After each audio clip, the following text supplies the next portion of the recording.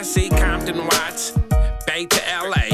Pomona, California, from valley to valley, we represent that killer Cali. So if you keeping it real on your side of your town, you tune in to Gangsta Chronicles. Gangsta Chronicles, we gon' tell you how it goes. If I lie, my nose will grow like Pinocchio. We gon' tell you the truth and nothing but the truth. Gangsta Chronicles, this is not your average show. You're now tuned into the real MC8, Big James, and Big Stairs. This is strictly from the streets. Hello. We represent the J's. It's just like saying getting rid of the police. What you think happens if you get rid of the police? If you get rid of the police, that tells me I can go kill any motherfucker I want to. You got to have them. Yeah. How do you get around that? So we got to be 100 with ourselves and what the we doing. We got to take accountability for the shit that we doing. That's why I say it's important for me to try to save one of these little youngsters. I mean, if we don't step up, then everything stays the same. Exactly. If we don't show or say, everything stays the same. So instead of talking about it, man, we got to figure out a way to fix it. Mm-hmm. I think it'll go better for the especially the police that's really there to fix shit, opposed to the ones that come to work just so he can see how many motherfuckers ass he can whoop. And I think that's the average cop. I think the average cop goes to work with good intentions, and they just want to get home with their family. Because another thing that we have to stop doing, because I hate when I see this. I train my sons because the world is just the way it is. When they first started driving, if an officer pulls you over, you keep your hand on the wheel, be respectful, don't be mouthing off to him. Keep your hand there, give him your driver's license. If something happened, I'd rather bail you out than bury you. Right. Mm-hmm. You know, so just do what you're supposed to do. Keep your hands on the steering wheel. And I think that's the average cop, though, that has good intentions. And I hate when I see us officers sometimes be being cool as hell. He pulls somebody over, they got the window up this side. What are you pulling me over for? That's the new narrative of the clout. Yeah. How they call the clout chasers. The clout chasers, yeah. So they got the camera, and you can see this officer is being cool as hell, right? And you got a motherfuckers in here giving them blues. It's just like the one brother that got shot in his back. Somebody was, I kind of walked in on the conversation of one of my partner's house, right? He was like, this so fucked up, they shot the homie, look how they shot him. And I said, well, man, it looked like he running in the car reaching for some shit. What the fuck else were they supposed to do? Don't get me wrong. I hate that brother lost his life. I feel bad for his kids. There's a lot of things they could have did because they tased him first. If they tased him, that should have been it right there. You get on him, you handcuff him, and you got the situation under control. Yeah, that's it. But that wasn't this case. Because that officer didn't make this dude run around the car and go reach. Like, what are you reaching for? He not listening. Go ahead, come on. No, but to your point, James, they tased him and it didn't work. Yeah, but they should have, when they tased him, they should have took him down. Well, you would hope, but if the taser doesn't work to where he's incapacitated, you're not going to run up and try to tackle a guy with a knife in his hand. He didn't have a knife in his hand. He absolutely did, I guarantee you. Did he? Absolutely. And you're not See, that's what I mean. There's more to the shit than everybody knows. Absolutely. He's armed with a knife. And he said it. I've got a knife. And there's a knife in his hand. And, you're not going to run up and try to tackle somebody like that, right? Right. So the taser, because they know this, we're keeping our distance. Well, that's not working. Now he's running away, and we're going to chase him. Now he's reaching in the car that doesn't even belong to him, and there's kids in there. So it gets really complicated. Oh, that was in his car? No. That he opened the door to? He reached in the car. He didn't open it. What I heard was there was another domestic situation going on. He came up to defuse the domestic situation. When the police pulled up, automatically it's an escalation or whatever. They see him there, everybody's whatever. So, hey, what's going on? Whatever. Now, I never heard a story about a knife or whatever. Yeah, the domestic was the old lady that he had a restraining order against him. Okay. So this was not a random thing where he was getting involved in somebody else's business. Right. This was his business. They said it was a domestic. Yeah. So everybody is feeling uneasy because it's Black Lives Matter and George Floyd and Breonna Taylor. So naturally, when you see incidents that involves a black person and a white cop, it's automatically going to be escalated to the black on white, fuck the police type or whatever situation that's been going on. So nobody really wants to look and see what's happening. And like, and people questions, or why they didn't do this, or why they do that, or why I even let him get to the car in the first place. And then it's horrifying because now the realization is you shot him 6 times. But even with a knife, are you trained to take something, a weapon from a person? Yeah, so typically, like, this is part of the police training. You learn how quickly somebody can cover ground. And if you're 8-10 feet away from me, by the time I process information and make a decision to shoot, you can get to me that fast. You can get to me before I've figured out, shit, he's running at me, and all of a sudden, I'm trying to defend myself, and you already got your knife in my throat. I mean, it's that fast, James. It's really, this shit happens so fast. And we have to do this thing, we have to take into consideration response time. And there's seconds involved. And when you start to consider that and you're trained, that this guy can cover ground really quick.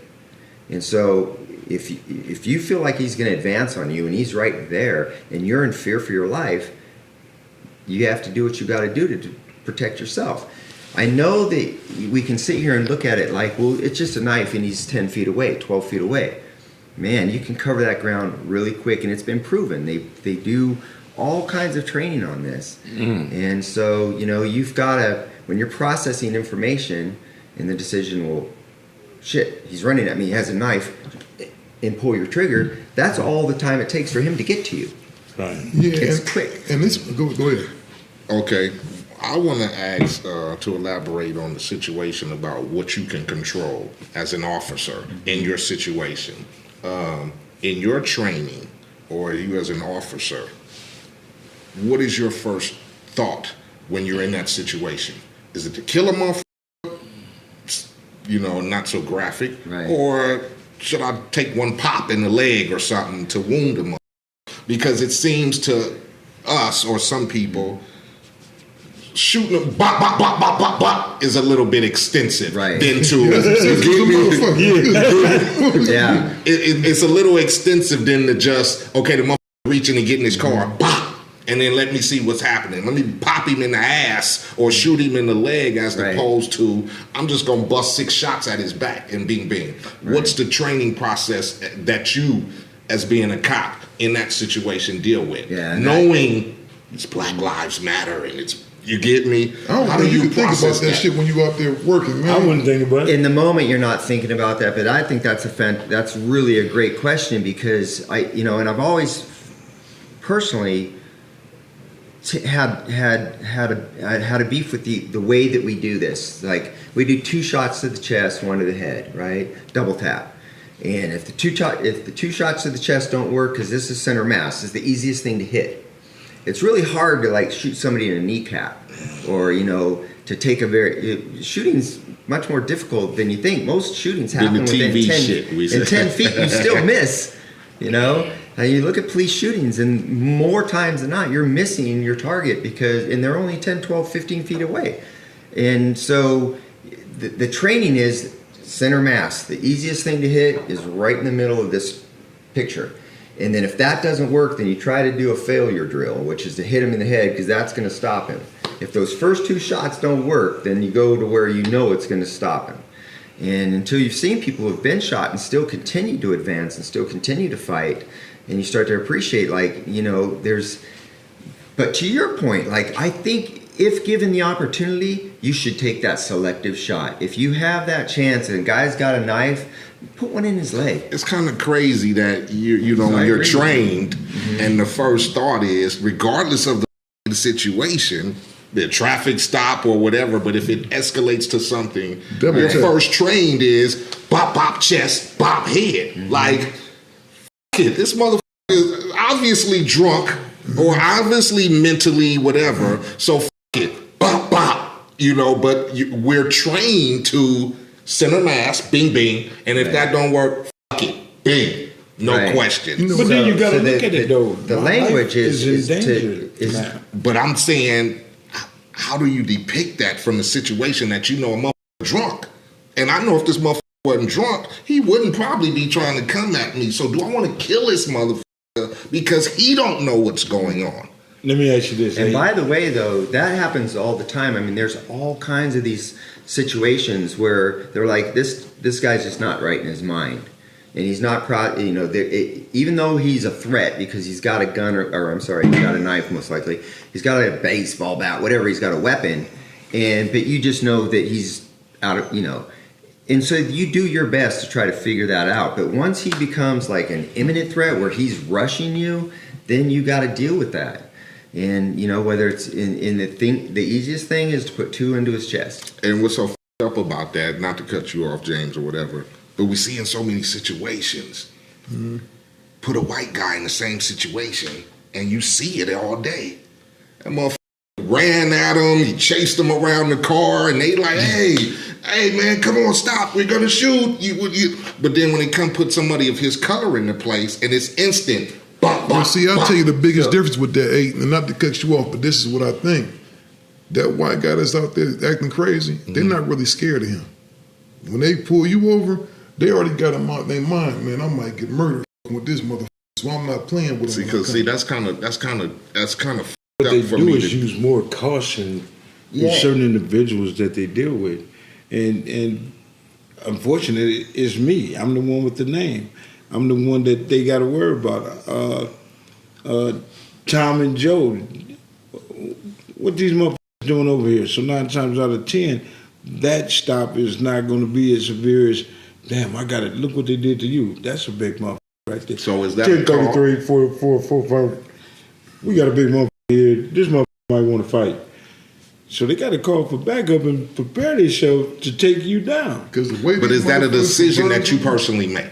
Is that a decision you make in that situation? If you see a white guy or a black guy or a Mexican or what in the same scenario, do you make that personal to go, I'm going to handle this black guy differently than I handle this white guy or this, and it's like 3 different scenarios, but they're all the same scenario? Yeah, no, not for me. Absolutely not. If I see a guy that's you're 6'6", 6'7", whatever if I see a big guy that I know that I can't handle physically, right? I don't care what color he is. That's a threat, Right. right? If we're going at it, I'm gonna get my ass kicked. So I'm gonna figure out a way to not engage with this man, whether it's tasing him or using whatever. I don't see it, But to your other point, and here's the thing, like I think there's a perception that more white guys get killed by the cops in this country than black guys. Yes. So statistically, the argument that that you're more at risk than the white guy, it just doesn't play out statistically.